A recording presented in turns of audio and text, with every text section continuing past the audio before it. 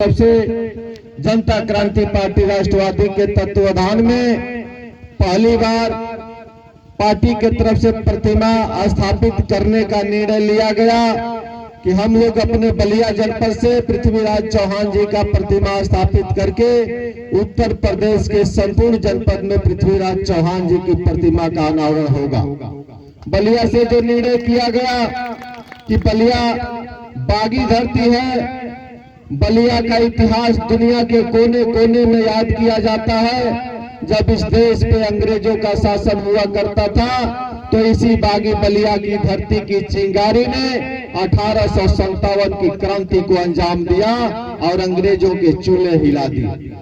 जब कांग्रेस की तानाशाह सरकार चल रही थी तो इसी बागी बलिया के लाल ने कांग्रेस के खिलाफ बिगुल फूका और कांग्रेस इस देश से चली गई। इसी बलिया की धरती ने अंग्रेजों के खिलाफ आंदोलन किया और 1942 की आंदोलन में बलिया जनपद को आजाद करा करके इस देश को बागी बना दिया।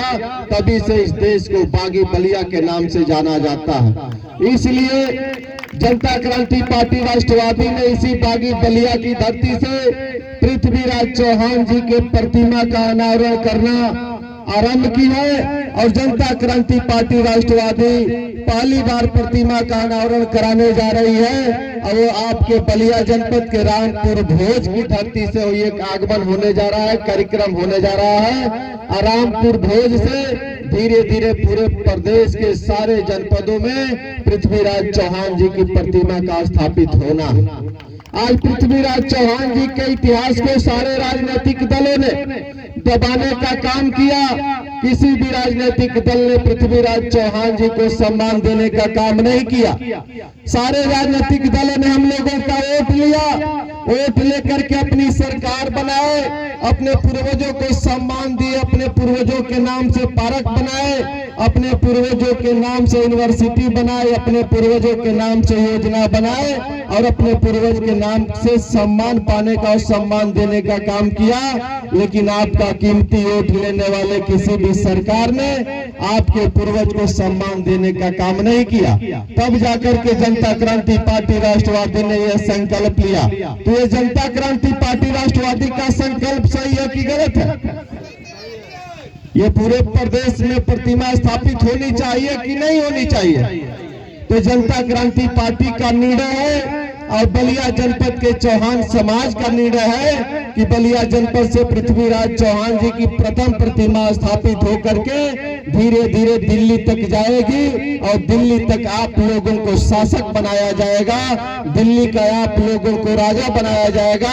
किसी ने अभी कहा, किसी के द्वारा अभी कहा जा रहा था कि जो पृथ्वीराज चौहान जी का गद्दी है उस पे दूसरा कोई किसी का अधिकार आज तक नहीं बन पाया।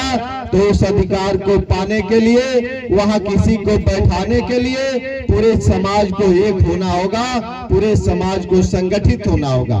तब जाकर के आपका भाई, आपका बेटा इस प्रदेश और देश का शासक बनेगा। जनता क्रांति पार्टी राष्ट्रवादी ने आप लोगों के गांव में ही 5 जनवरी 2022 को पृथ्वीराज चौहान जी के नाम से पृथ्वीराज चौहान महायज्ञ कराया। वो महायज्ञ भी ऐतिहासिक रही। आज जब 29 अप्रैल को पृथ्वीराज चौहान जी की प्रतिमा स्थापित होगी तो प्रतिमा स्थापित का दिन भी ऐतिहासिक होगा। अब प्रदेश और देश में इसका संदेश निश्चित जाएगा। तो हम सारे लोगों को एक होकर के अपनी लड़ाई को लड़ने की आवश्यकता है। हम सारे लोगों को एक होकर अपने ताकत को दिखाने की आवश्यकता है। आज पूरा समाज बिखरा हुआ है, समाज को कोई सम्मान देने वाला नहीं है। समाज का वोट लेने वाले समाज को गुमराह करते हैं, समाज की बात नहीं करते हैं। तो हम सभी लोगों को सावधान होने की आवश्यकता है कि जिन लोगों ने हम लोगों का वोट लिया उन लोगों ने हम लोगों की बात प्रदेश और देश की पंचायत में नहीं किया।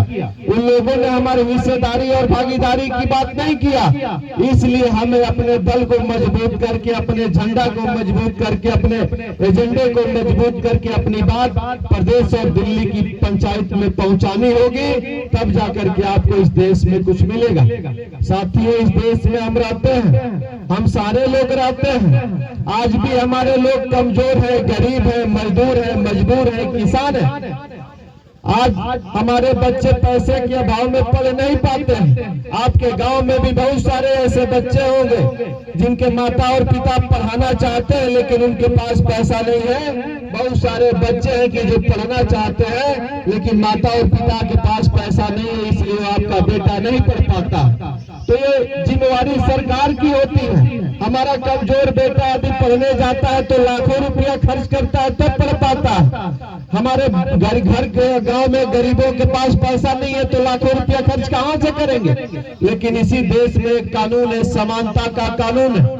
आप समानता के कानून की बात सुने होंगे। इस देश में समानता का कानून है। समानता का कानून कहता है कि हम सारे लोगों को इस देश की या प्रदेश की सरकार में बराबर का हिस्सा मिलना चाहिए। जो प्रदेश की जोगी की सरकार चल रही है, जो देश में मोदी जी की सरकार चल रही है, मोदी जी की सरकार में और जोगी जी की सरकार में आपका हिस्सा है लेकिन आपका हिस्सा आपको मिलता नहीं है।